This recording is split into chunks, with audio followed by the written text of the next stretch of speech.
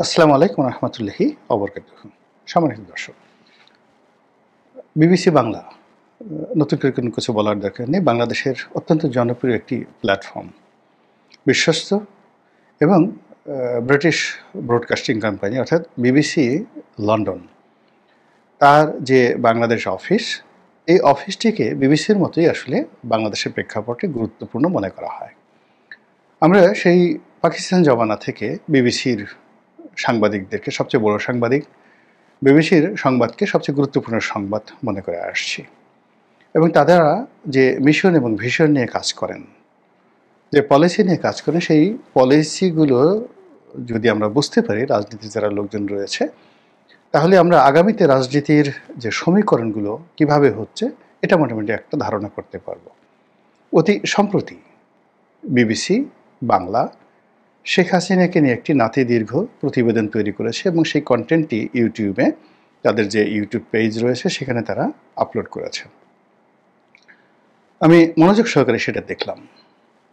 তারা শেখ হাসিনাকে যেভাবে উপস্থাপন করছে, তাতে করে মনে হচ্ছে যে পশ্চিমা দুনিয়া, অর্থাৎ বিবিসি যাদের মুখপাত্র হিসেবে কাজ করে, পশ্চিমা দুনিয়া আওয়ামী লীগকে এবং শেখ হাসিনাকে আবার বাংলাদেশে ওয়েলকাম জানাচ্ছে।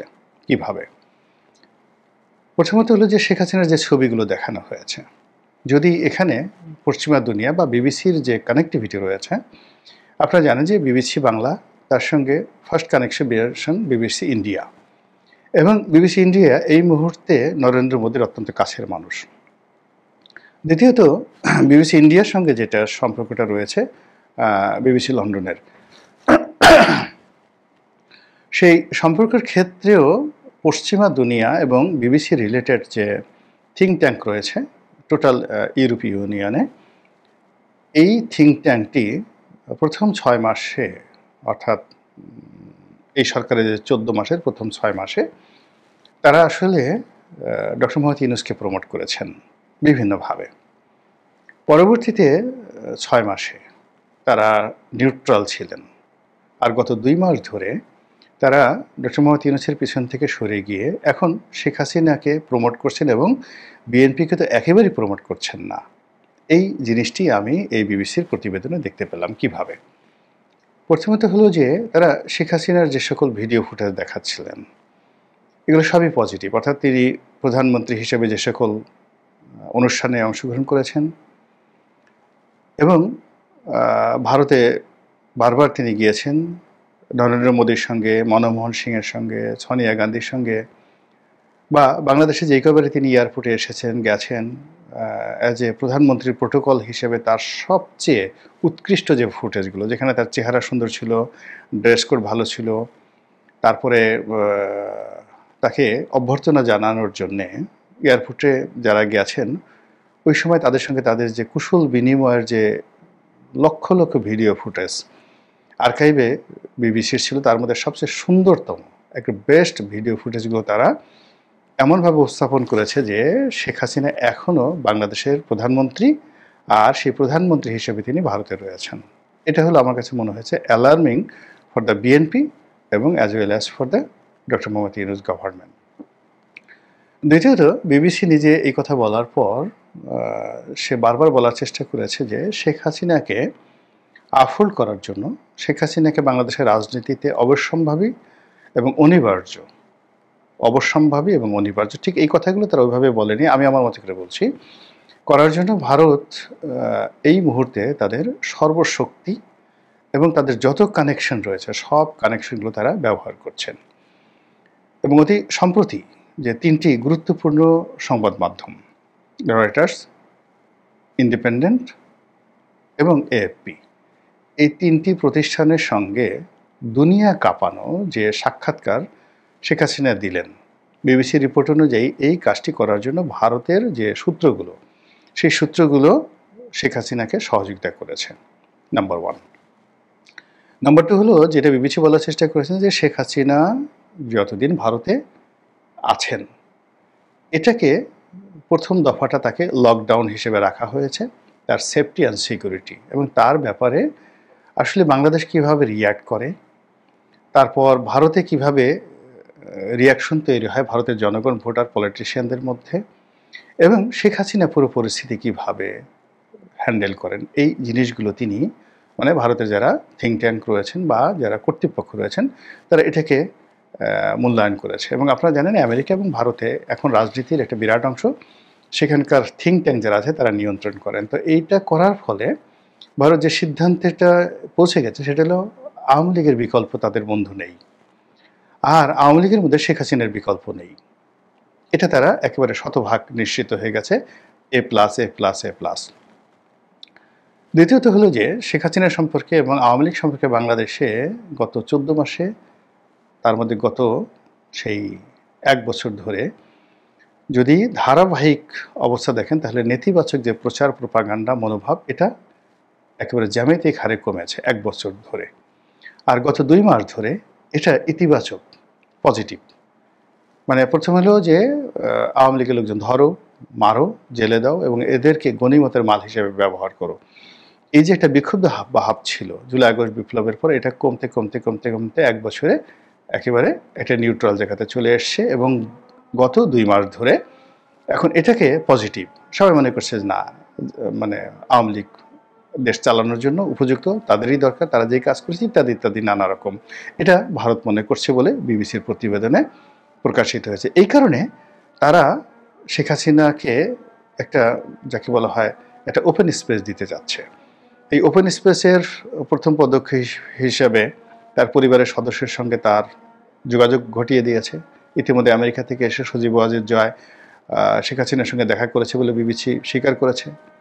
এবং আমরা বিভিন্ন মাধ্যম থেকে যেটা জানতে পারছি যে সেখানে নিয়মিতভাবে দিল্লিতে আওয়ামী লীগের নেতাকর্মী, সেটা আমেরিকা থেকে হোক, ইউরোপ থেকে হোক, কলকাতা থেকে হোক, মানে তারা সবাইকে অবাধে তার সঙ্গে দেখা সাক্ষাৎ করছেন এবং তিনি তার নিজস্ব মোবাইল টেলিফোন ব্যবহার করা থেকে শুরু করে প্রযুক্তির ছোঁয়ায় তিনি তার দলীয় কর্মকাণ্ড চালাচ্ছেন এবং এই তিনি দলীয় কর্মকাণ্ড যেন নির্বিঘ্নে চালাতে পারেন এজন্য যত লজিস্টিক সাপোর্ট এটা ভারত এখন নীতিগতভাবে সিদ্ধান্ত নিয়ে এই কাজটি শেখ হাসিনাকে দিয়ে করাচ্ছেন।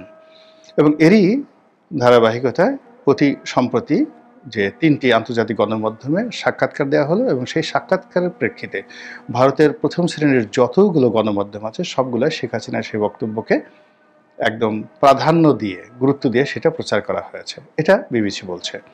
এবং বিবিসি সবচেয়ে ভয়ানক যে সংবাদটি দিয়েছে সেটা হলো আমেরিকার সবচেয়ে জনপ্রিয় এবং সবচেয়ে গুরুত্বপূর্ণ সেই গুরুত্বপূর্ণ সংবাদ মাধ্যম যারা কিনা ক্ষমতার সব কিছু নিয়ন্ত্রণ করে, অর্থনীতি, রাজনীতি, ক্ষমতা দেশে এবং দেশের বাইরে, সেটা হলো ব্লুমবার্গ আর ওয়াল স্ট্রিট জার্নাল।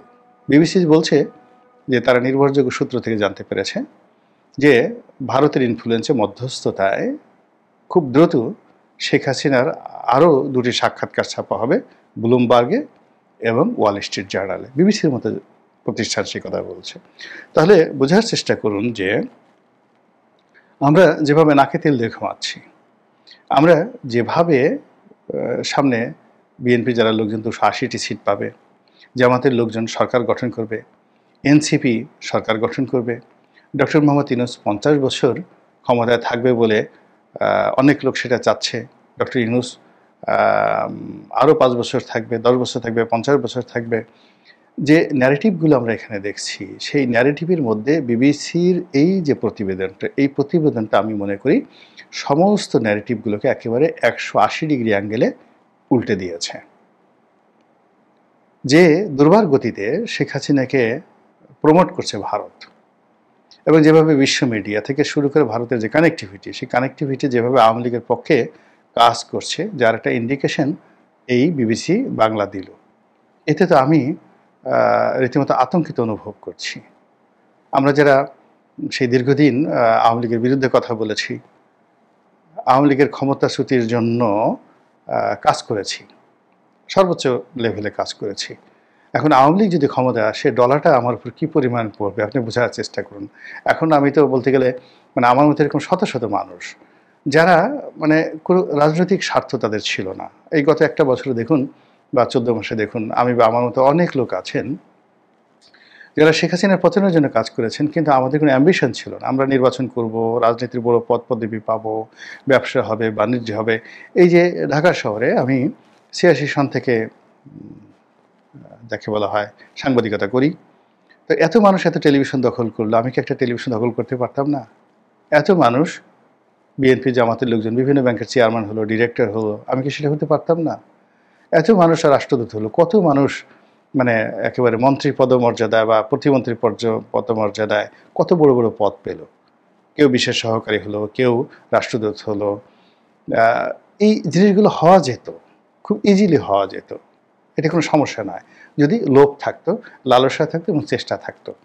তো লোভ ছিল না, লালসা ছিল না, চেষ্টা ছিল না। আমরা যে কাজগুলো করেছি দেশের কল্যাণের জন্য, মনে করেছি শেখ হাসিনা গেলে ভালো থাকবে। কিন্তু এখন কি? এখন এই যে আমরা যে অবস্থার মধ্যে পড়েছি, তো এই অবস্থায় আমার যে বয়স, এই বয়সে আবার নতুন করে ডলা খাওয়া, আবার নতুন করে মানে সেই আওয়ামী লীগের, ছাত্রলীগের সেই অত্যাচারের মধ্যে পড়া, সেই মানে এটা কল্পনা করলে হাত পা হিম হয়ে আসে। কাজেই বিবিসির যে প্রতিবেদন, এই প্রতিবেদনটি নিয়ে অন্যান্যরা যে কী চিন্তা করছেন আমি জানি না, কিন্তু এটা দেখার পর থেকে আমার রীতিমতো ঘুম হারাম হয়ে গেছে। বিশেষ করে ব্লুমবার্গে এবং ওয়াল স্ট্রিট জার্নালে যদি শেখ হাসিনার সাক্ষাৎকার খুব দ্রুত ছাপা হয়, তাহলে এই যে এখন যে রাজনীতির যে কোর্স অফ অ্যাকশন আছে, বা এই মুহূর্তে বিএনপির নমিনেশন নিয়ে সারা দেশে যে একটা ভাইব তৈরি হয়েছে, যে একটা আমেজ তৈরি হয়েছে, এই পুরো জিনিসগুলো 180 ডিগ্রি অ্যাঙ্গেলে উল্টে যাবে। এবং তখন কি পরিস্থিতি হবে একমাত্র আল্লাহ রাব্বুল আলামিন জানে। মহান আল্লাহ আমাদের সবাইকে হেদায়েত দান করুন এবং হেফাজত করুন। আসসালামু আলাইকুম ওয়া রাহমাতুল্লাহি ওয়া বারাকাতুহু।